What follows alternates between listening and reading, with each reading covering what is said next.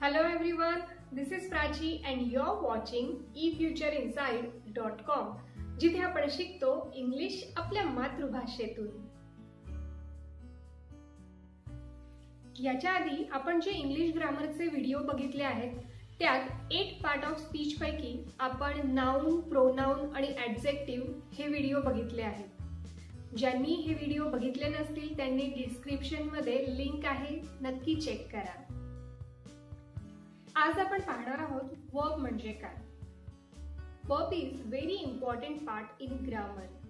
So I highly recommend you to watch this video till the end. So let's get started. First we will understand what is verb. Verb describe the action or the state of the subject. म्हणजेच verb मुळे आपल्याला subject काय क्रिया, कोणती activity करतोय किंवा state म्हणजे कोणत्या अवस्थेत आहे हे कळतंय। वर्ब हे मेनली 2 पार्टमध्ये डिवाइड होतात। फर्स्ट मेन वर्ब म्हणजेच ॲक्शन वर्ब आणि ऑक्झिलरी वर्ब म्हणजेच helping verb. First we will understand what is main verb. Main verb describe the action of the subject. Main वर्बमुळे आपल्याला सब्जेक्ट काय क्रिया करतोय हे समजतं। For example Rohan is swimming. इथे रोहन सब्जेक्ट आहे आणि क्रिया म्हणजेच ॲक्टिव्हिटी काय होते तर स्विमिंग, म्हणून स्विमिंग हे मेन वर्ब आहे। In short we can say that verb is a action which we do. आपण ज्या ॲक्टिव्हिटी क्रिया करतो त्या वर्ब असतात। For example eat, read, write, run, jump हे सगळे ॲक्शन वर्ब आहेत, कारण यामुळे नेमकी काय क्रिया होते हे आपल्याला कळतंय। एखाद्या सेंटेन्समधला वर्ब ओळखण्याची अजून एक सोपी पद्धत म्हणजे जर आपण प्रश्न विचारला व्हॉट दे आर डुईंग तर त्याचं उत्तर जे असतं ते वर्ब असतं। फॉर एक्झाम्पल इथे दे आर प्लेइंग, तर प्लेइंग हे वर्ब आहे। Let's see some more examples to understand it better. Children read book regularly. I ride bicycle every day. इथे फर्स्ट सेंटेन्समध्ये वाचण्याची क्रिया होते आणि दुसऱ्या सेंटेन्समध्ये चालवण्याची, म्हणून रीड आणि राईड हे ॲक्शन वर्ब आहेत। In short, main verb means word that actually shows the action or activity of subject, and it gives complete meaning of the sentence. ज्या शब्दातून वाक्याचा अर्थ पूर्ण होतो आणि क्रिया नेमकी काय होते हे दर्शवलं जातं त्याला आपण मेन वर्ब असं म्हणतो। Main verb can stand alone in the sentence.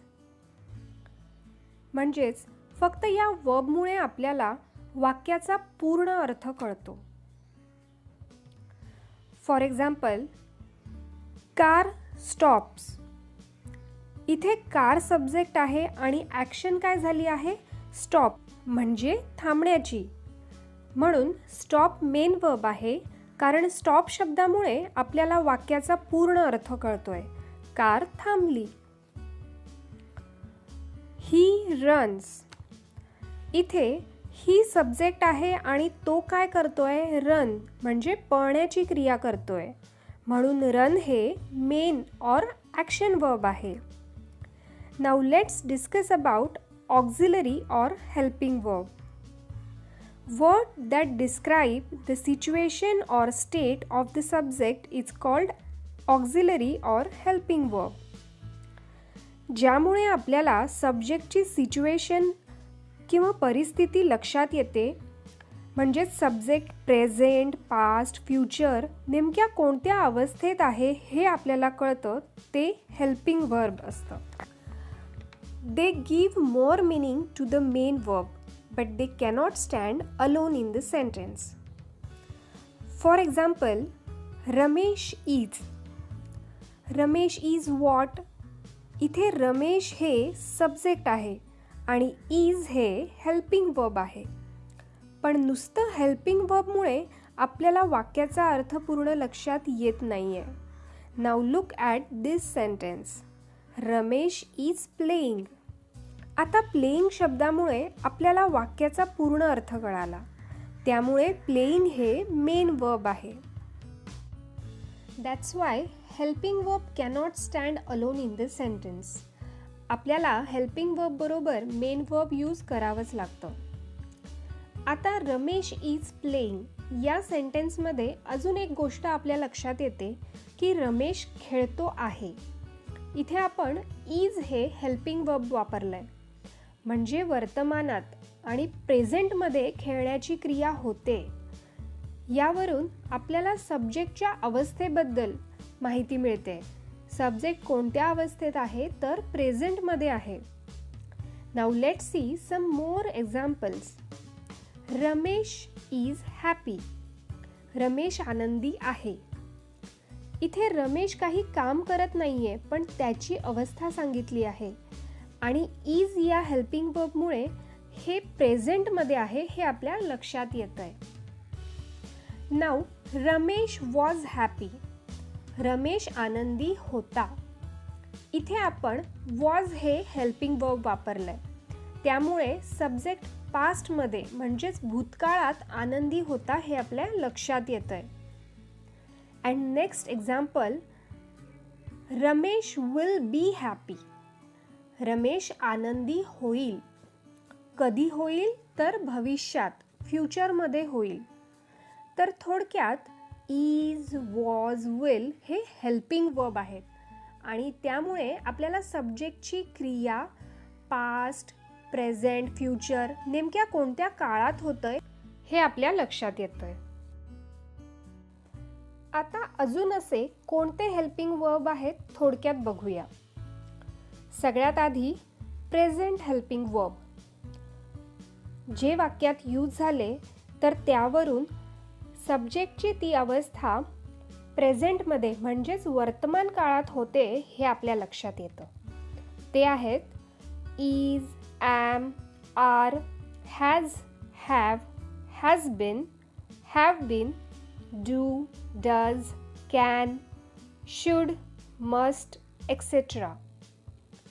आता इथे can, should, must हे मॉडेल हेल्पिंग वर्ब आहेत जे प्रेझेंट हेल्पिंग वर्ब कॅटेगरीत येतात.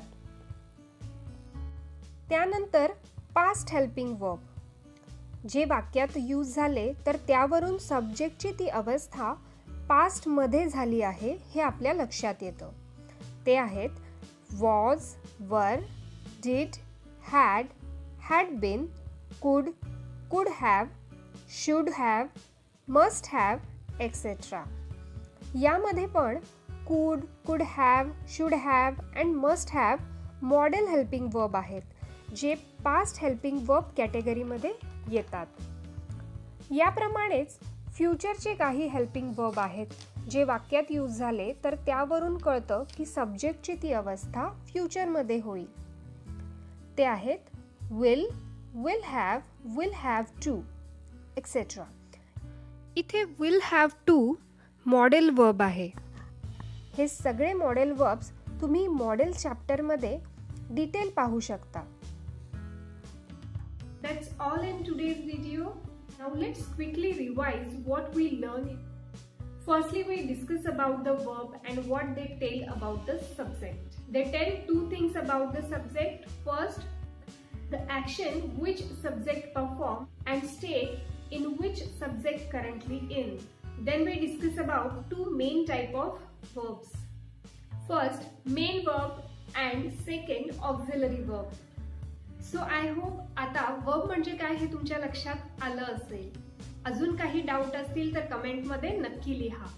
आणि अशाच सोप्या पद्धतीने English grammar communication skill improve करण्यासाठी चॅनल लाईक, शेअर आणि सबस्क्राईब करा. लवकरच भेटूया पुढच्या व्हिडिओमध्ये. Till then, bye bye.